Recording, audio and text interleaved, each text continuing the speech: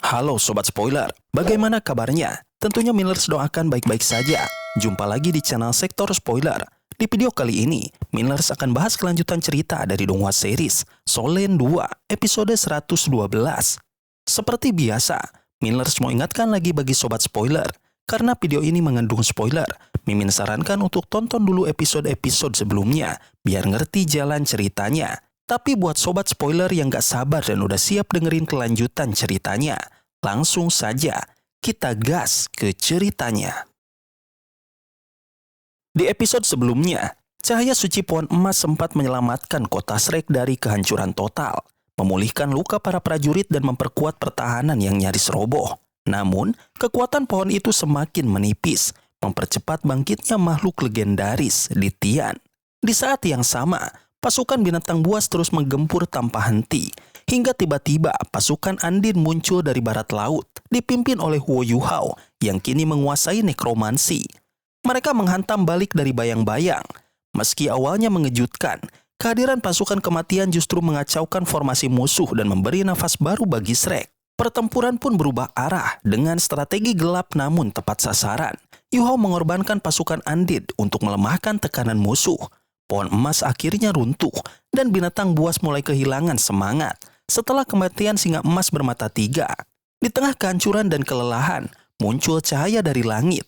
Dubusi, sosok legendaris dari sekte tubuh, datang bersama bala bantuan besar dari kekaisaran jiwa surgawi. Perang besar pun pecah di langit, dengan Ditian melepaskan kemampuan pamungkasnya, tapi ditahan dengan gagah oleh Dubusi yang terluka parah namun tetap berdiri.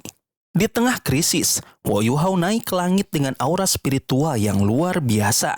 Ia menyatakan dirinya sebagai pewaris kaisar binatang, Chuer, dan satu-satunya yang bisa menjembatani dua dunia yang bertikai. Meskipun Ditian awalnya hendak menghabisinya, pertemuan itu berubah menjadi percakapan menyakitkan antara dua pemimpin dengan luka mendalam. Yuhao menyampaikan bahwa balas dendam hanya akan mempercepat kehancuran, sementara kerjasama memberi harapan akan masa depan baru. Perlahan, amarah Ditian mereda, dan percikan kepercayaan pun mulai muncul. Ditian memberi syarat kepada Yuhao untuk membuktikan semua janjinya di hutan bintang besar Dou. Tanpa ragu, Yuhao menerimanya. Setelah berhasil mencapai kesepakatan dengan Ditian, Huo Yuhao menyampaikan bahwa ia tidak bisa tinggal selamanya di hutan bintang besar Dou. Ia masih memiliki tanggung jawab besar di dunia manusia. Permintaan ini sempat menimbulkan ketegangan, namun Yuhao tetap tenang menghadapi tekanan. Ia meminta waktu untuk berpamitan kepada para tetua Shrek, menyadari bahwa jika ia menghilang tanpa penjelasan, Akademi Shrek bisa saja menyerang hutan demi menyelamatkannya. Ditian akhirnya menyetujui permintaan itu. Yuhao pun kembali berlutut di udara untuk menyampaikan hormat kepada gurunya, Penatuamu, lalu menjelaskan apa yang telah terjadi dan keputusan besar yang ia ambil. Penjelasan Yuhao membuka mata para tetua. Ia tidak hanya menghentikan perang, tapi juga membawa harapan baru bagi hubungan antara manusia dan binatang buas. Ia memperkenalkan konsep roh, sistem yang memungkinkan kerjasama tanpa saling membunuh. Ia bahkan meminta sukarelawan dari kalangan guru jiwa untuk ikut serta dalam penelitian tersebut.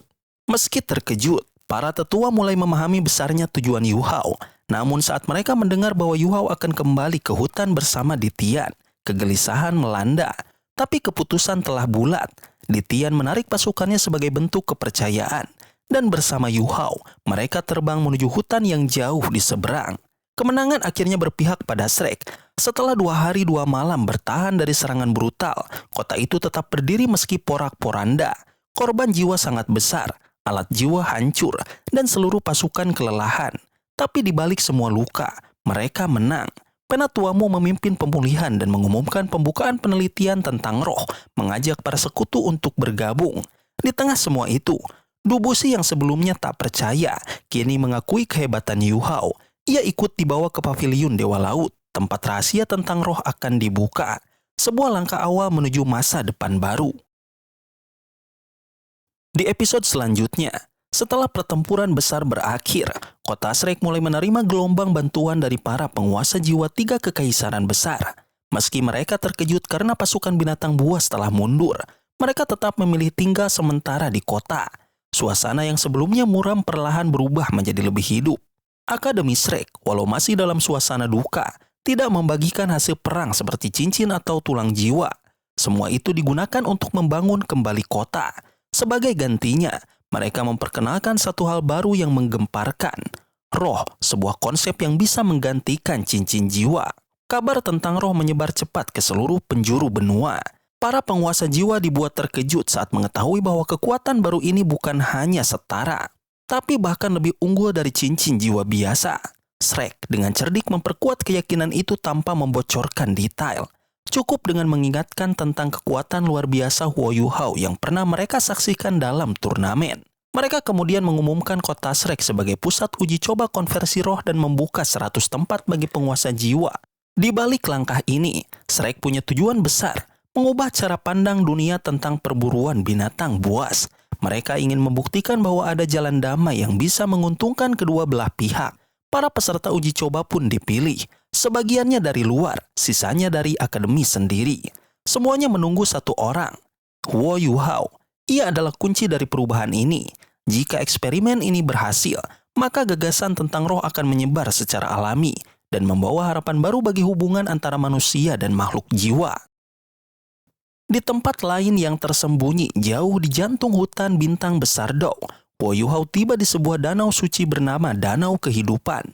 Pemandangannya sangat indah, penuh energi alam dan kehidupan.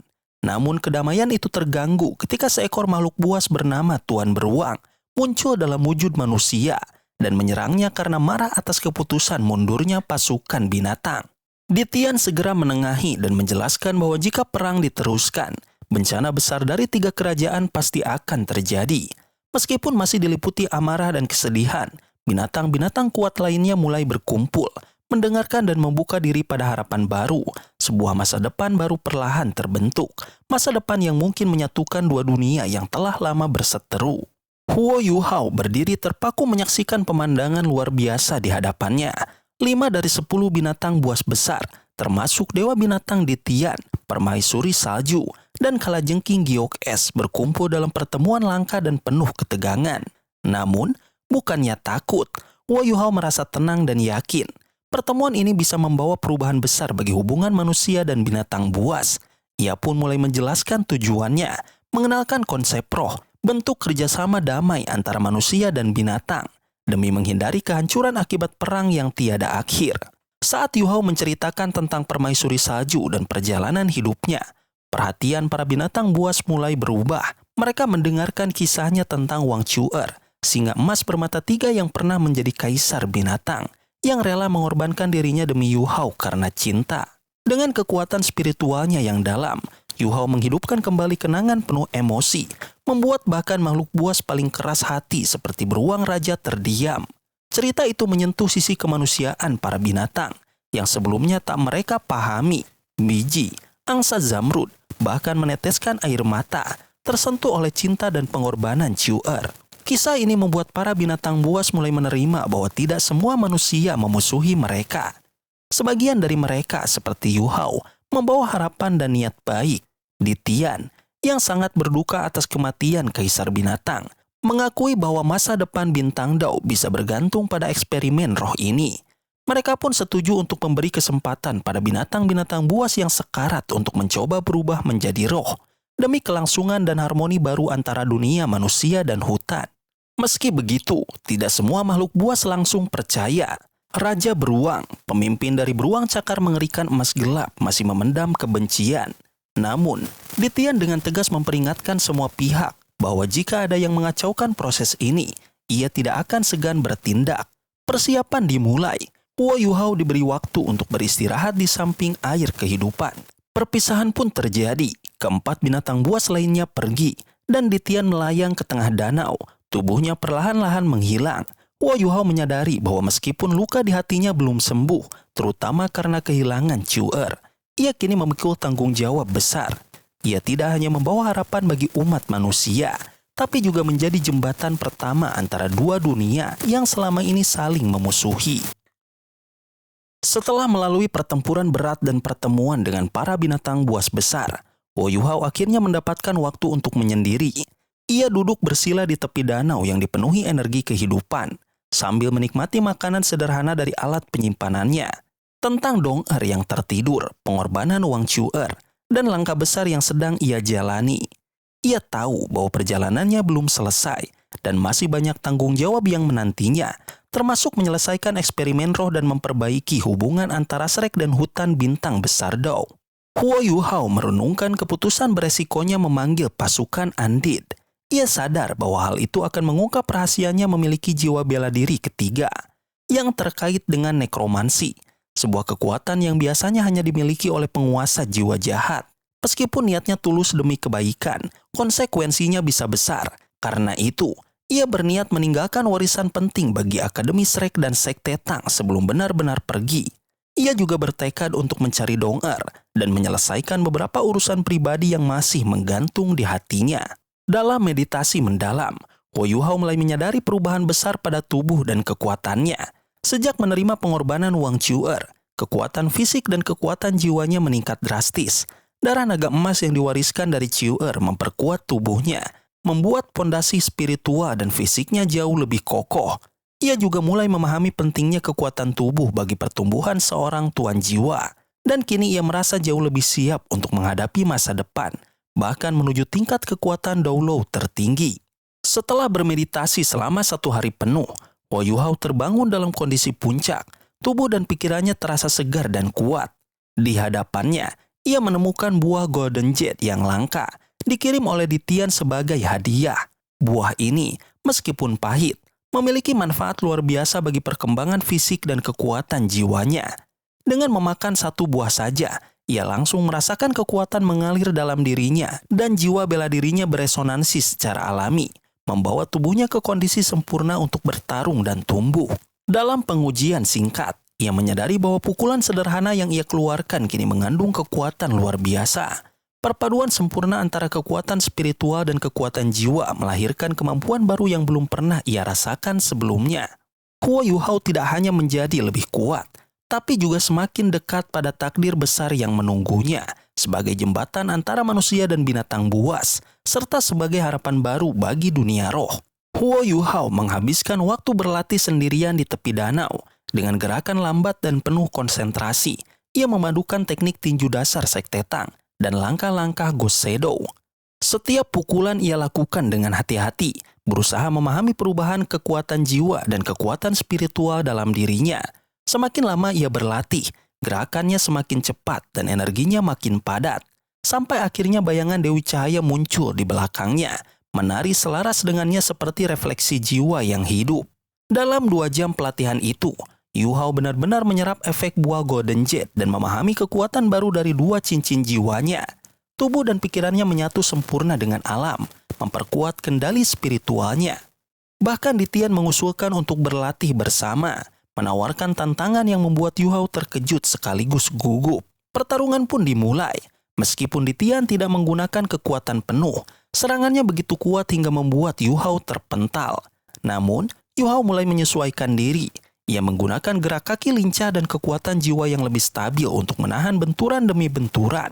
Setiap tabrakan memberi pelajaran baru, membuat kekuatan dan konsentrasinya semakin matang. Dalam setiap benturan, Yuhao belajar menyeimbangkan seluruh kekuatan dalam dirinya tanpa kehilangan kendali. Semangat juangnya terus tumbuh. Dalam tabrakan ketiga, Yuhao mencoba teknik baru, kekuatan isap lembut di telapak tangannya, yang mengejutkan Ditian. Usahanya ini mulai menunjukkan hasil, karena kali ini ia hanya mundur sedikit. Ia bahkan mampu membalas serangan dengan bola cahaya, pertanda bahwa ia mulai menyeimbangi kekuatan lawan. Tubuh dan pikirannya terus berkembang seiring latihan, dan ia tidak merasa gentar meski terus terdesak. Puncak pertarungan datang saat Huo Yuhao memunculkan teknik istimewanya, tinju kenangan. Dengan proyeksi Wang Dong-er yang muncul di belakangnya, penuh warna dan kehangatan, kekuatannya mencapai puncak emosional dan spiritual. Dong-er tidak hanya hadir sebagai kekasih dalam kenangan, tetapi juga sebagai kekuatan mendampingi langkahnya. Ditian, sang dewa binatang yang biasanya tak tergoyahkan, secara mengejutkan mundur dan menghindari pukulan itu, bukan karena kekuatan fisik Yuhao, tapi karena kekuatan emosi yang terkandung dalam serangan itu. Kerinduan tulus yang menyentuh sesuatu dalam diri Ditian. Serangan tersebut menciptakan resonansi emosional yang membuat tubuh spiritualnya berguncang. dan ruang di sekitarnya pun sempat runtuh. Setelah insiden itu, Ditian tampak bingung dan terpukul secara emosional. Meski ekspresinya kembali dingin, ia mengakui kekuatan spiritual Yu Hao yang luar biasa. Yu Hao yang juga kebingungan, segera menyadari bahwa bukan kekuatan fisik yang membuat Ditian gentar, tetapi emosi yang terpendam dalam serangan tersebut. Ia mulai memahami bahwa bahkan makhluk sekuat dewa binatang pun memiliki perasaan yang bisa terguncang oleh kerinduan dan kenangan masa lalu. 2 hari berlalu dalam meditasi, dan selama waktu itu Yu Hao semakin mendalami kekuatan spiritual dan kemampuan jiwanya. Ia mengenang hubungannya dengan Dong-er dan menyadari bahwa kekuatan sejatinya berasal dari perasaan terdalam, bukan hanya dari kemampuan bela diri atau cincin jiwa. Namun ia juga tahu bahwa ia tak bisa terus bergantung pada kekuatan emosional semata. Ia mulai memikirkan strategi untuk menggunakan berbagai keterampilan jiwanya secara efisien. Karena sebagai pemilik 2 jiwa bela diri dan banyak cincin jiwa kuat, ia memiliki terlalu banyak pilihan yang harus diselaraskan. Ketika Ditian akhirnya muncul kembali bersama Biji, mereka bersiap pergi ke perbatasan hutan bintang besar Dao.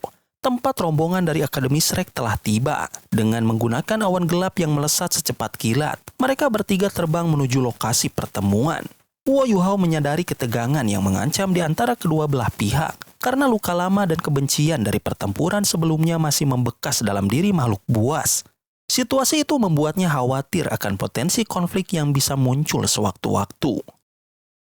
Sesampainya di perbatasan hutan, Ditian dengan aura dinginnya berdiri di hadapan para makhluk buas yang berkumpul.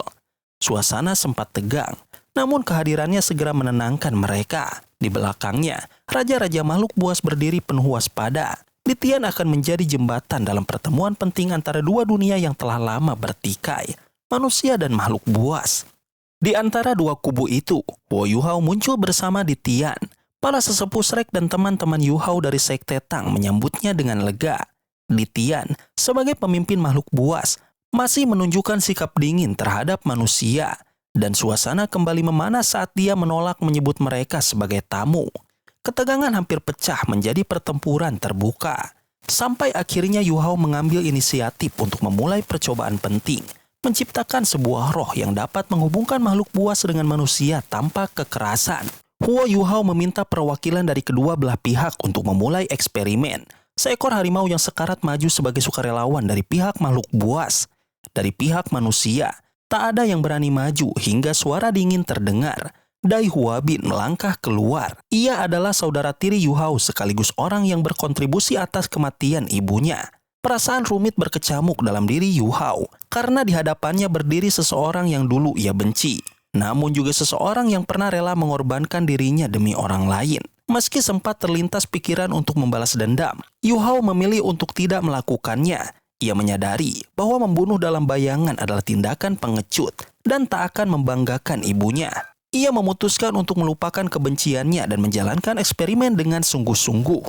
Dai Huabin, dengan sikap yang berbeda dari sebelumnya, mengucapkan terima kasih kepada Yu Hao dan menyatakan bahwa ia tak lagi menganggap Yu Hao sebagai musuh.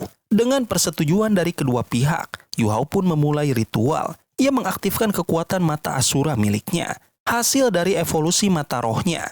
Ritual ini menjadi langkah pertama untuk menciptakan dunia di mana manusia dan makhluk buas bisa hidup berdampingan, tanpa peperangan. Semua orang menahan nafas, menyaksikan apakah eksperimen itu akan berhasil, dan apakah kedamaian yang rapuh itu bisa terwujud. Sobat spoiler, itulah spoiler dari Donghua series Solen 2 episode 112. Tentunya spoiler ini tidak akan sama persis dengan episode sesungguhnya. Maka dari itu, jika ada kesalahan dalam kata ataupun istilah serta kekurangan atau kelebihan durasi harap dimaklumi. Dan jangan lupa untuk mendukung channel ini terus berkembang dengan cara like, share, dan subscribe. Supaya kalian gak ketinggalan update terbaru dari channel ini. Terima kasih banyak sudah menonton video ini sampai akhir Sobat Spoiler. Kritik dan saran positifnya silahkan di komentar. Sampai ketemu lagi di video berikutnya. Tetap semangat dan sampai jumpa.